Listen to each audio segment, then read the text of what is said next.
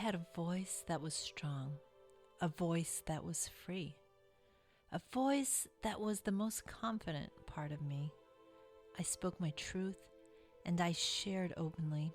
My voice relayed all of me, all of the expectations of what I should be, the limiting of what I could be, the discouragement of what I wanted to be, the silencing of my ambition, the dismissal of my beliefs, the invalidations of my experiences.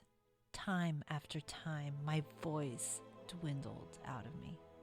I lost my sense of where I should be. I didn't know what I could be. I believed what others expected of me. I was defined by what was portrayed onto me. Not knowing who I was, who I wanted to be, led me to accept all that was expected of me. I tried to do what was not me. I neglected all that was unique to me. But only I can be me. I am beyond the expectations of me. I know now that my uniqueness is the greatest part of me. I will shine by being true to me.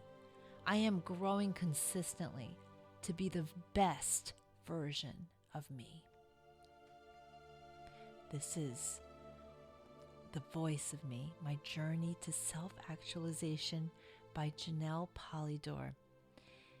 This poem is an expression, an anthem of self-actualization. What is self-actualization?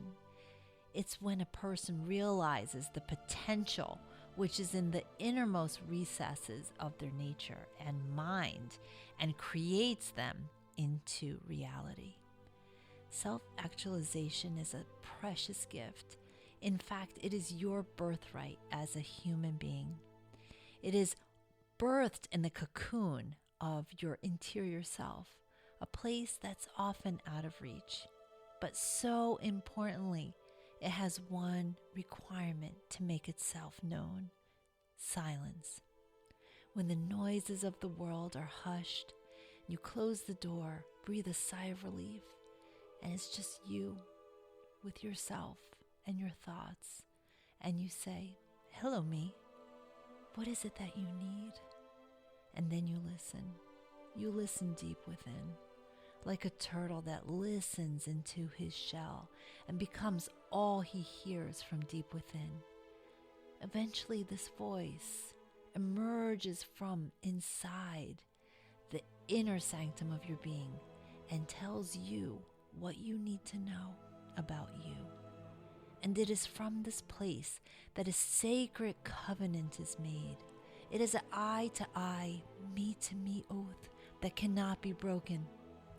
However, to stay true to it and not be swayed by the voices, the judgments, the expectations of the world. Now that is the greatest of challenges. This is the road that Beethoven walked. It is the road that you and I walk every day.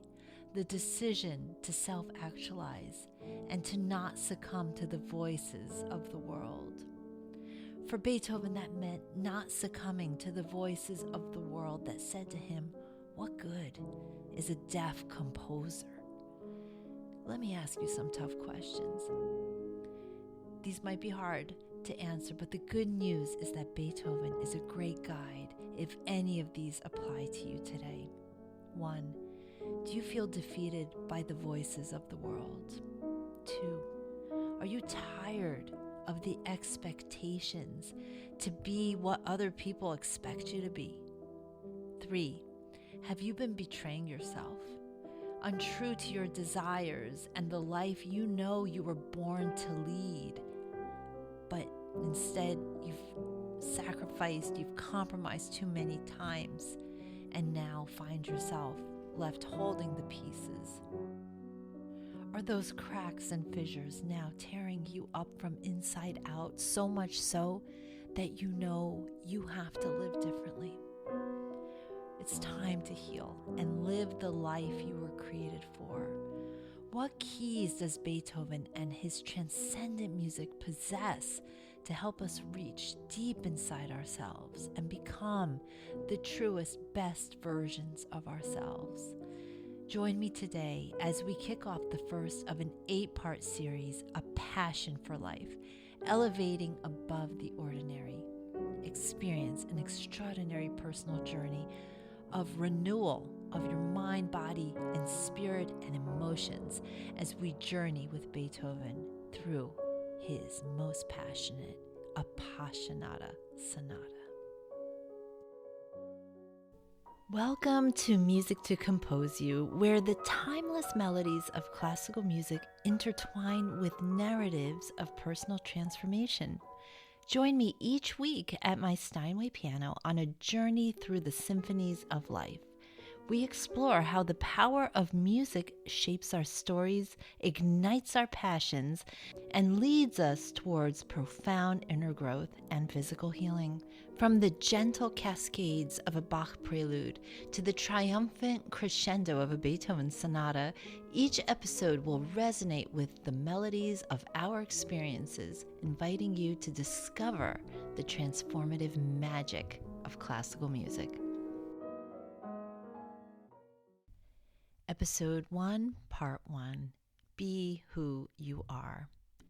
Today we are embarking on a journey of self-discovery and personal growth, exploring the concept of self-actualization through the lens of one of history's most iconic figures, Ludwig van Beethoven. Just as Beethoven transcended the boundaries of classical music to express his innermost thoughts and emotions, we too can aspire to reach our full potential and become the truest versions of ourselves. Here's what we'll be covering in today's episode. 1, how to find your purpose and override some of the limited beliefs we might be holding on to. 2, the 3 reasons why people fail to self-actualize. We'll be breaking it down. 3, the number 1 question to ask yourself if you want to clarify your purpose. This one is so to the point and gets the job done. 4, you'll learn what kept Beethoven committed to his mission as a composer, even when he lost all of his hearing. And 5, the essential, little talked about key to manifesting your dreams that Beethoven knew and that I'm going to share with you. Join me as we delve a little further into Beethoven's life and artistry to glean insights for ourselves, our lives, and inspiration to apply for our own paths to self-actualization. Take 2 symphonies and call me in the morning. Those are the words expressed by Elena Manis in her book, The Power of Music. My friend, let me ask you a question. Have you been using the power of music in your health and wellness journey?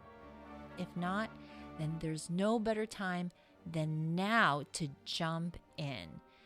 Because we live in a modern time that is filled with noise, where finding peace and clarity can sometimes seem impossible.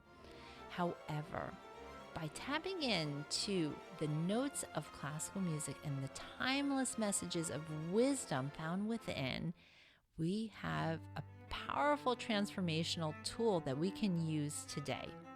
But you might be thinking, well, classical music has never been my thing.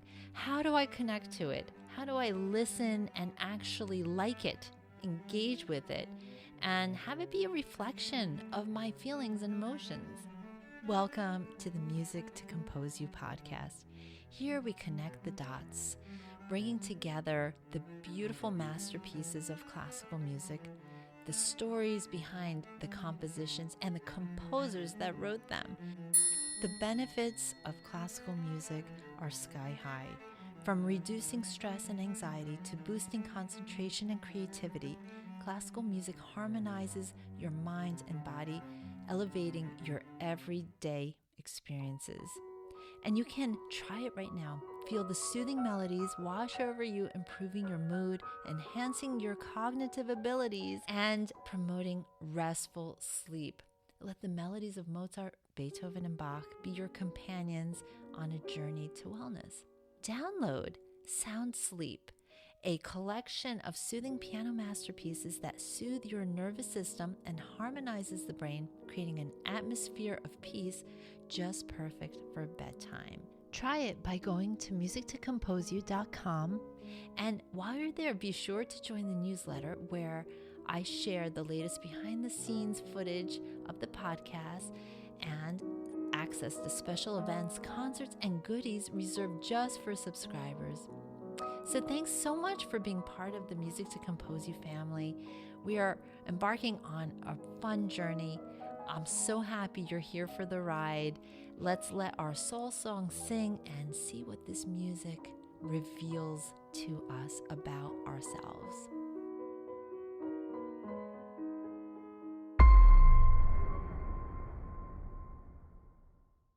Today, we embark on a journey of self-discovery and personal growth, exploring the concept of self-actualization, becoming who you are, through the lens of one of history's most iconic figures, Ludwig van Beethoven.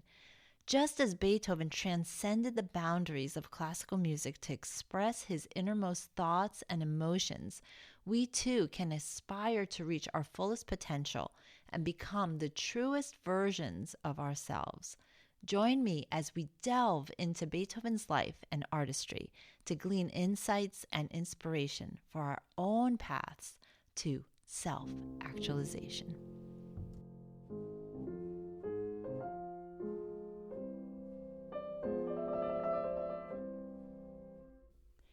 Celebrated for his revolutionary compositions and unyielding determination, Ludwig van Beethoven serves as a profound example of self-actualization in the face of adversity. Today we draw inspiration from his life by diving into an intensely personal piece of music, his Appassionata Sonata for Piano, Opus 57, which embodies his struggle. In this, the first of an 8-part series, we will explore his early childhood fraught with difficulty and how his relentless pursuit of artistic excellence and unwavering commitment to personal growth can illuminate our own paths towards fulfillment and self-realization. Welcome to a journey guided by Beethoven's legacy as we uncover the timeless lessons he offers on the pursuit of greatness within ourselves. Let's start with a question. Who are you? The philosopher Carl Jung quoted, "The privilege of a lifetime is to become who you truly are." Beethoven was obsessed about fulfilling his destiny. It was pivotal to his purpose and the reason he kept on going, even when faced with devastating tragedy, most notably the loss of his hearing, which began as early as age 29. He is a great role model for us to follow as we ourselves often question our purpose in life. Perhaps you might feel at a crossroads in your life right now. Maybe you've been working in the same career for many years, feeling unfulfilled and longing for a change. You dream of doing something in a completely different field, one that aligns more closely to your passions and values. At this juncture, you must weigh the security and familiarity of your current job against the potential for growth, fulfillment, and happiness in a new career path. Or maybe you are in a transition with your living situation, facing a move to a new town or place that feels very unfamiliar. But deep down inside you know that making that move will open new paths in your life, but you're afraid to leave. Or maybe you feel insecure in yourself. You've told yourself the same lie for so long now that you've come to accept it as fact. You're not smart enough, rich enough, thin enough, funny enough, and not a good mom or dad. Success doesn't happen to you, whatever the limiting belief might be. But whatever that story is, we have to look at the why behind why people fail to self-actualize and live in the purpose that they were assigned to and created for. So I looked into this, and it looks like there are 3 main reasons. The first one hit me hard because I thought I was self-aware, but it turns out I could use some work in that department too. Lack of self-awareness is number 1. Many individuals who fail to self-actualize often lack a deep understanding of themselves, including their strengths, weaknesses, values, and aspirations. Without this self-awareness, it's challenging to identify and pursue goals that align with your true self. Sometimes we're so hard on ourselves.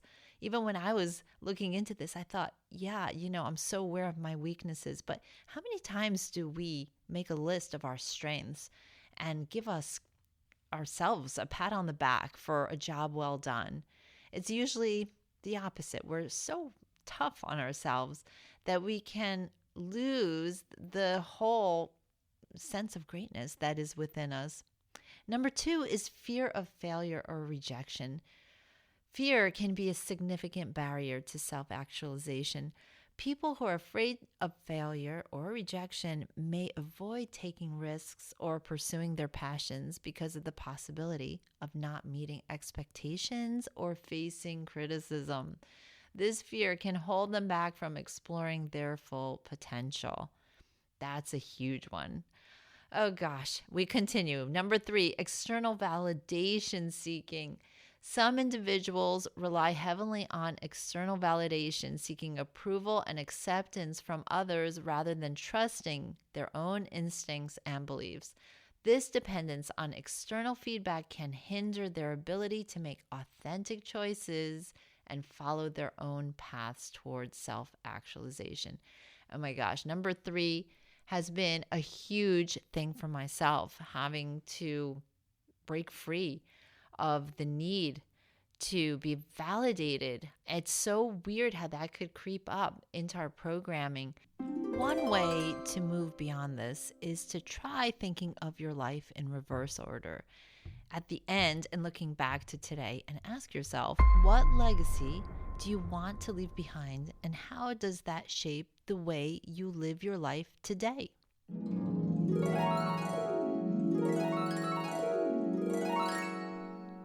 I'd like to share a personal story about that realization. So I had a realization of this back, oh gosh, in 1992. I was freshly graduated from college. I was living in New York. I had my first job. I was hoping it would be in music as a pianist, but those jobs are hard to come by. And so I had to settle for a 9-to-5 job working at Columbia Artist Management, which was a huge management firm of classical musicians, and I happened to be in the opera division. So although this was, I say settling, it really was a great opportunity because I got to meet a ton of famous musicians, Placido Domingo and Thomas Hampson, a lot of the stars of the classical world. But at the same time, it was truly an entry-level secretarial job where I wished each and every minute I was in front of the piano practicing, and getting ready for competitions and getting ready to perform a solo concert. That was my dream at that time. However, each and every day I'd report to the office and do my typing. And those days there was a lot of faxing going on. And so I would get a stack of contracts on my desk, usually like 40 pages long.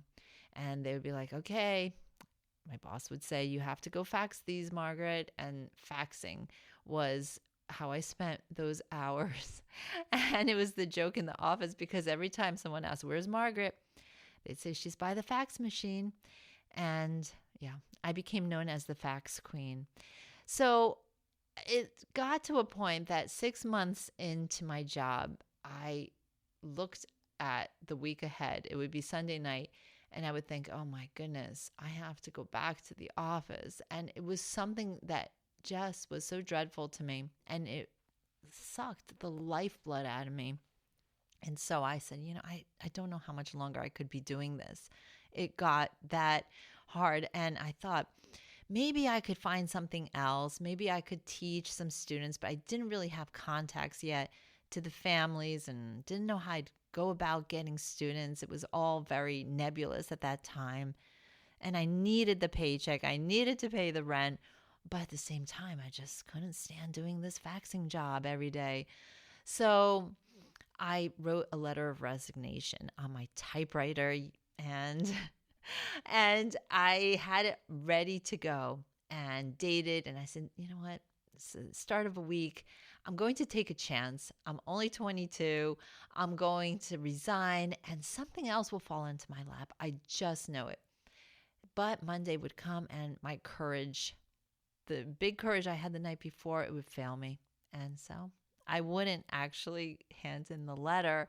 But the next Sunday would come and I'd make the same letter. I'd write the same letter and just change the date. This went on for another 4 months. Every Sunday night, it was like a ritual. I'd make the resignation letter. I would change the date. I'd put it in my white envelope and I'd go into the office, and then my courage would fail me. One day, I'm sitting at my desk and I have this thought. And the thought was, what if I'm now, whatever, late in life, 80s, 90s, who knows? And I look back on my life and I look back at this moment that I had the chance to take a risk and go for it and fulfill my dream, but I was too scared. What would my life look like if I stay in this comfort zone? How many years will I stay here? And will I ever get this time back? This is critical time for you, Margaret, I would say to myself. Like, critical time to make an inroads if this is your dream, to be in music. And it was only that moment of thinking of my life in reverse that I finally got the courage the next day to walk in with that resignation letter, which that had the date changed about, I would say, 60 times every week until that point, and say, this is my last day. I'm giving in my notice. And so that was huge for me. And I just say that as an inspiration. If you're in that crossroads and you feel too scared to take the next step and security isn't there to leave the comfort zone, but at the same time, you're feeling that you're losing your soul doing work or being in a situation that is negative. And yeah, and you can't make that choice, but maybe one way to do it is reverse engineer your life. Look at it from the lens of you're on your deathbed looking at the scope of your life. And is this the day you will make that trajectory shift? So let's pivot and learn a little bit about Ludwig van Beethoven and his early life. So he was born on December 17th, 1770 in Bonn, Germany, and he was a musical prodigy. And his early life foreshadowed his eventual status as one of the greatest composers in history. So it was a childhood that was not only marked by great musical talent, but also extreme family hardship. His father, Johann, recognized his son's musical aptitude early and began teaching him piano and also violin at a young age. Beethoven's talent quickly became evident, and soon he was performing in public concerts and attracting attention as a child prodigy. But tragedy struck the Beethoven family when Beethoven was just 17 years old. His father's declining health and alcoholism left Ludwig responsible for supporting his family financially. Despite these challenges, Beethoven continued to pursue his musical education, studying under prominent composers such as Joseph Haydn and Wolfgang Amadeus Mozart. By his early 20s, Beethoven had established himself as a talented composer and pianist in Vienna, then the epicenter of European music. His compositions from this period, including his early piano sonatas and string quartets, showcased his innovative style and marked the beginning of his transition from classical conventions to a more adventurous and expressive musical language. Tragically, Beethoven's ascent to musical greatness was overshadowed by a devastating personal affliction, deafness. In his late 20s, Beethoven began to experience hearing loss, a condition that would progressively worsen throughout his life. Despite his growing deafness, Beethoven continued to compose and perform music, relying on his inner ear and the vibrations of his piano to guide his compositions. Beethoven's early adulthood was marked by a relentless pursuit of musical excellence, punctuated by personal and professional challenges. His remarkable talent, coupled with his resilience in face of adversity, laid the foundation for his enduring legacy as one of the most influential composers in Western music history. One of the trademarks of Beethoven that really stood out once he arrived in Vienna was his formidable self-confidence, almost brazen, no insecurities. For example, he had a prince that was a patron, Prince Lichnowsky. And this prince was just so much an admirer of Beethoven. And at one point, he gave to Beethoven as a gift a bust made in his image.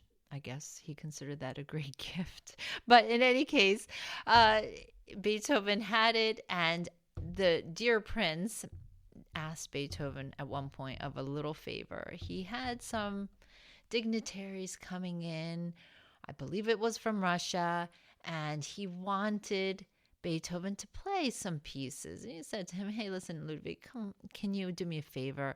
They're going to be tired. It would just give them like a big boost if you could come and play for them a little bit and make a nice impression. And of course, it would make the prince look really good. Like, hey, check out who I've got as my close friend, this great composer. But that request, no pun intended, fell on such deaf ears. Beethoven had a massive reaction to this request, which was a huge temper tantrum. He got so angry at the prince at assuming that Beethoven would stoop to that level as to be a trained monkey to entertain his guests just for his own sense of prominence and gain, and to show off, that he took that bust and he threw it and smashed it into thousands of pieces. Their relationship never quite recovered.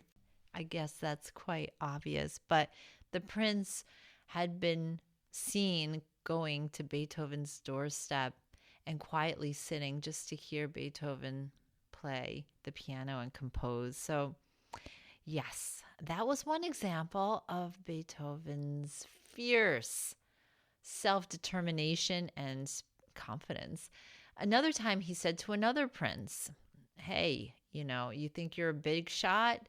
You are what you are, and this is a quote, by accident of birth. What I am by myself. There are and will be 1,000 princes. There will only be one Beethoven. My goodness, is that a healthy self-confidence or what? I mean, I personally could use a little bit more of that kind of confidence. And I think there is a truth in that for all of us. Beethoven was a person that was about self-actualization. It's not enough to be born with a silver spoon. It's not enough to be born with connections. In order to have a full life, in Beethoven's view, it meant to discover all that is within you. And so another point that he made was with his brother. There was a bit of a rivalry there, and his brother at one point became a fairly well-to-do landowner, and decided to kind of rub it into Ludwig's face a bit and send him a business card, which gave his name, Johann von Beethoven, and it's also mentioned that he's a landowner. It was meant to impress. And of course, Ludwig got this and scoffed, and he scribbled something on the back and sent it back to his brother. When his brother opened the envelope, took out the card, he saw on the back, Ludwig wrote, Ludwig van Beethoven, brain owner. So just an amazing story of, wow, what a confident guy. You would think that he was raised in a coddled, pampered environment with helicopter parents. Ideal, given all sorts of reasons to believe in his greatness, but that was not the case. And I'll give you a few points. Number one, Beethoven's father was an alcoholic and quite abusive. It was well known that once he realized that he had a gifted child prodigy on his hands, Ludwig's father did want to capitalize on his son's talents. And so he would wake him out of bed at 4 a.m. in the morning and shake him up and say, you have to practice, you have to practice. I mean, just that alone, I would think, would create for Ludwig so many negative associations with music, having to do it, having the abusive environment, that he has to do it and he has to succeed, but it didn't register as that. And, and it's another point of view that if perhaps he didn't have that kind of environment, maybe he wouldn't become as great as he did, right? Because it always takes that little bit of sand, a little bit of abrasion to make a pearl. And maybe an ideal environment doesn't necessarily create greatness. Also, another thing that Beethoven had sort of kind of not going for him in those days was that the town that he was born into, Bonn, was a bit of a backwater town. So he didn't have access like he did in Vienna to great opportunities and great teachers. His father was an okay teacher, but he did have the gift of a very dedicated teacher by the name of Christian Gottlieb Neef. And so Neef taught Beethoven in a very formidable classical tradition of teaching. He taught him the thorough bass, which is the improvised realization of a bass line, and introduced him to Bach's well-tempered clavier. These are the mainstays of the classical mastery. And so Beethoven was lucky that he had that kind of teacher that had the elements and was dedicated to instilling them and pouring them into Beethoven himself.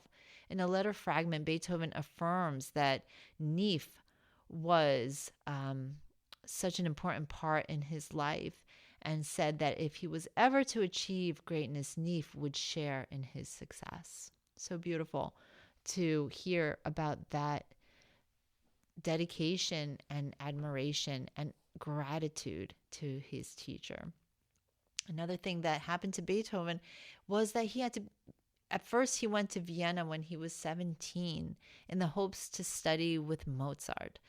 And as he was almost in Vienna, he got news that his father had died. And so he had to go back and assume responsibilities as the head of the family, become the breadwinner, and give up on that chance to study with Mozart. Luckily he did get back to Vienna, but by that time Mozart was already dead. And so he didn't get that dream. But Haydn was a good teacher. They didn't quite get along, but in any case, he did take over the mantle. Beethoven also, he was not the type to work for the court. And in those days, in the 1700s into the 1800s, that was the only kind of work that musicians could hope for, was to get a position within the court.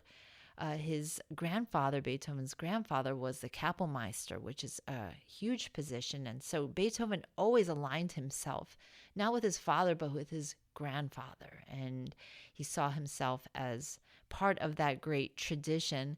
However, Beethoven became the first freelance artist. And he was able to make a living solely not by working for the court system, but by taking commissions. And so that was his way of doing it. So we have a couple of things set up about Beethoven's life, a few characteristics. Number one, he didn't have it easy. Number two, there were a lot of chips stacked against him, not to mention poor health in his family. And number three, he also would then get deaf, So he had all these reasons he had the deck stacked against him, but yet he was able to fulfill his purpose. So a question: if you are stuck, what are the reasons that you feel that you can't fulfill what is inside you? Is it your family? Is it your current work situation? Is it lack of resources? Or is it procrastination? Sometimes we get caught in the perfection trap, like it's not the right time, or I'm not ready. That's a big one.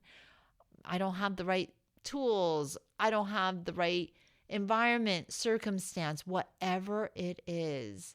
Define what the reason is that is holding you back from being in your purpose. Sometimes we think that self-actualization is work, something we need to generate or manifest. That makes it so overwhelming. Like, so many times I sit down with my notebook and paper and think, okay, what is my purpose? That is one sure way to not get it, to force it out of you. It makes it overwhelming, and we might not even know what that is. Like, what is the goal? What is the path? It gets even more confusing. So the question is, how do you find a clear path when you feel you are in a forest of confusion? Beethoven gives us the key. In the hustle and bustle of modern life, finding balance and inner peace can seem like an elusive dream. But what if the key to harmony has been within us all along, resonating through the ages? Introducing the transformational power of Heaven's Melody, a downloadable audio track of the 7 ancient solfeggio healing frequencies paired with biblical scriptures. These powerful sound waves, used by ancient civilizations for thousands of years, are known to promote physical, emotional, and spiritual well-being. From reducing stress and anxiety to enhancing focus and creativity, these frequencies harmonize with your body's natural rhythms, bringing a profound sense of calm and clarity. You have probably heard do, re, mi, fa, sol, la, ti, do, or do a deer, a female deer, and might have thought that those are just syllables without meaning. For a long time, I thought it was just gibberish until I found out that each of those syllables, do, re, mi, and so on, are tied to the Latin, and each of them have a spiritual significance. For instance, the third one, mi, stands for miracles and transformation, and it is linked to the frequency 528, known for its restorative effects. I have been using that frequency for over 10 years, and I could truly attest there have been some amazing healing miracles that I have seen happen with those, and countless people have downloaded this throughout the world, and I have a ton of testimonials of people that have seen great benefits. Experience the benefits of improved sleep, reduced pain, and a deeper connection to your inner self. Be confident that the sounds you are hearing support your faith as you steep in the pure frequency merged with the power of scriptural word. Feel the ancient vibrations cleanse your mind, body, and spirit, rejuvenating you from within. To listen, learn, and download, visit musictocomposeyou.com/heavenmelody. How do we find our purpose? This story from Beethoven's life demonstrates his inner compass. And what is so fascinating is that it's not based on manifesting, which is a big catchword these days, to manifest, which in many ways is to generate. However, his approach was different. It was not based on generating, it was based on discovering. To discover oneself is the real goal. And here's a story where Beethoven reveals this. In the summer of 1812, a young aspiring pianist named Emil sent her hero, Ludwig van Beethoven, a beautiful hand-embroidered pocketbook to express her admiration for his artistic genius. Touched by the gesture, 41-year-old Beethoven wrote back, offering some simple yet profound words of encouragement and advice on the creative life, an exquisite micro-manifesto for what it means to be an artist and what art demands of those who make it. Beethoven writes, "Do not practice art, but get at the very heart of it. This it deserves, for only art and science raise men to the Godhead. If, my dear Emily, you at any time wish to know something, write without hesitation to me. The true artist is not proud. He unfortunately sees that art has no limits. He feels darkly how far he is from the goal. And though he may be admired by others, he is sad not to have reached that point to which his better genius only appears as a distant guiding sun." This letter shows Beethoven as a discoverer. What fascinates me about it is how it seems almost like he doesn't see himself as a creator, but as a discoverer who he's had a glimpse of what the destination could look like, but is still very much far and distant. Now, mind you, Beethoven is 41. When he wrote this, he had about 15 more years to live, and he's also operating in total deafness at this point. If you feel that you're not living in your destined purpose, but find it hard to discern what that is, can you today shift from trying to figure it out to simply discovering yourself? Here's one way to do it: through art. Art is a great way to learn about yourself without even trying.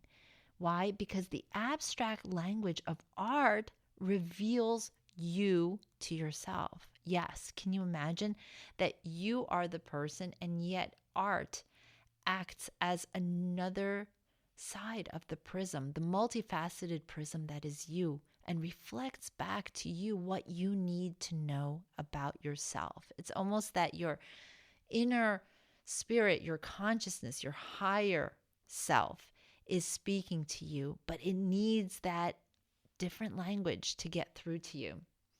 So one way to do it is to listen to music that generates feelings in you. Because why? Beethoven said that music, great music, is a higher revelation than all of wisdom and philosophy. The music is the electrical soil in which the spirit lives, thinks, and invents. When we listen to a Beethoven symphony, and one great one that I'd like to share with you is the third movement of Beethoven's Ninth Symphony. It is so embryotic, languid. It feels that time is suspended.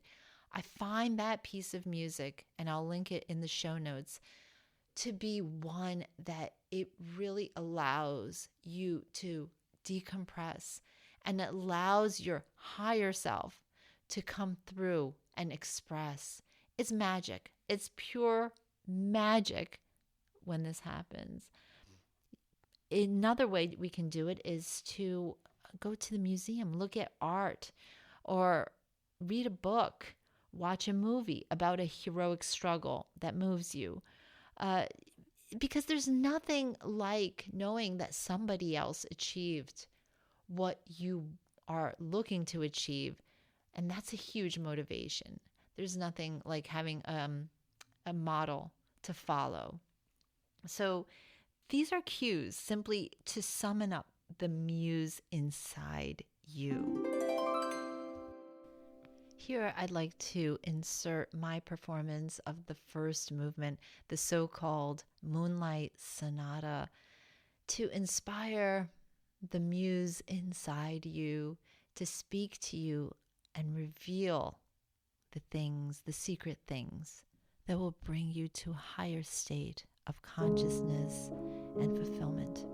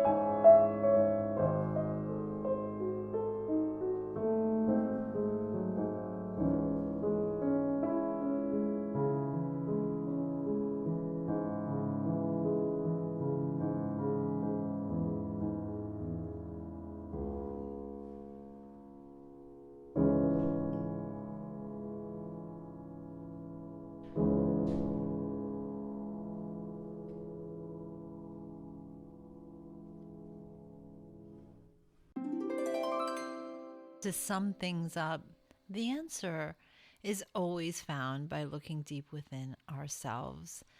These questions of who am I? What have I been created for? What is my purpose on this planet? Sometimes it's revealed in subtle ways. Be in the flow of that. Look for signs that are around you because divine energy is working for you and for your good and fulfillment. Here are some quotes to inspire you on this journey within. One is Seneca, who said, "Look well into thyself. There is a source of strength which will always spring up if thou wilt always look." The Bible from Romans 12:2 says, "Do not conform to the pattern of this world, but be transformed by the renewing of your mind. Then you will be able to test and approve what God's will is, his good, pleasing, and perfect will." And another Stoic, Epictetus, said, "First say to yourself what you would be, and then do what you have to do." If you're a piano learner of any age or level and feel blocked in your playing, I have some good news for you. Do you get tired of hitting the same notes over and over again? Does your progress feel stagnant no matter how much you practice? Worse yet, do you feel disconnected to the music you're playing and starting to feel tension creep up your forearms, hands, and shoulders? For many piano players, poor technique and tension can hold them back from reaching their full potential. But fear not, because there is a solution. Introducing the Golden Tone Technique, the revolutionary program designed to unlock your true potential and transform your playing. You'll learn proven techniques to release tension in your body, allowing you to play with greater ease and fluidity. The Golden Tone Technique is an integrated body, mind, and spirit approach to piano playing based on archived methods from the 19th century. On a personal note, I'm a classical pianist, and my road to Carnegie Hall was far from simple. Because of tendinitis, at age 19, I had to stop playing completely. I thought I would never fulfill my dream of becoming a concert pianist until I discovered an archive method and approach from the past that was based on the power of piano tone. When I learned this secret, it released all the tension in my body and allowed me to express myself in a way that I hadn't known possible. It was the ticket to true pianistic freedom. A big problem in modern piano playing methods, the kind usually popular on YouTube, is that they follow a more is more approach. Whether it's the promise of learning 10 songs in 1 week or racing to play scales as fast as possible, they miss one crucial part of the puzzle. When you know this secret, it unlocks a world of joy at the piano, where you connect to each and every note, playing with a newfound ease, accuracy, confidence, and creativity. Try it right now with a 3-part free video training on musictocomposeyou.com/goldentone. Here's some testimonials from people that have watched this free training. Mick from Australia said, "I can't describe in words what I got out of these videos. In fact, it was like a blockage was released. It was so special to me." Joel from South Carolina said after watching, quote, "I started playing better almost immediately. I highly recommend this." Rodney from Washington said, "Margaret's enthusiasm, passion, and knowledge provided me with new musical skills I thought I would never achieve." Break through to the next dimension of your piano playing, no matter what level you are at, and have dream experiences at the instrument every single time you touch a piano key. To experience it today, watch the free 3-part training on musictocomposeyou.com/goldentone.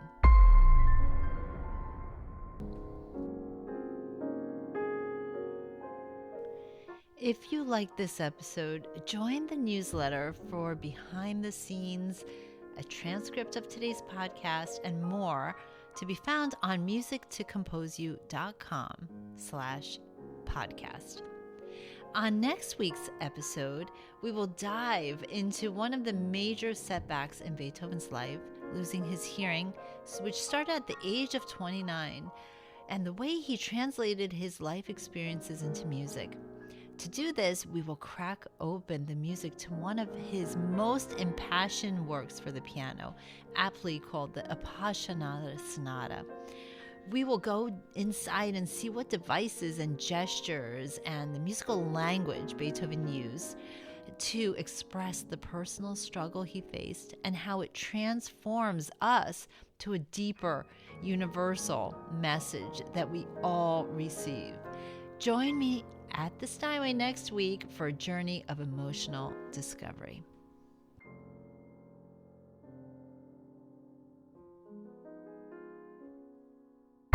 Thank you for listening to Music to Compose You. This is a weekly podcast where the timeless melodies of classical music intertwine with the narratives of personal transformation. Join me at my Steinway piano each week on a journey through the symphonies of life. We explore how the power of music shapes our stories, ignites our passions, and leads us towards profound inner growth and physical healing. From the gentle caress of a Bach prelude to the triumphant crescendo of a Beethoven sonata, each episode will resonate with the melodies of our experiences, inviting you to discover the transformative magic of classical music.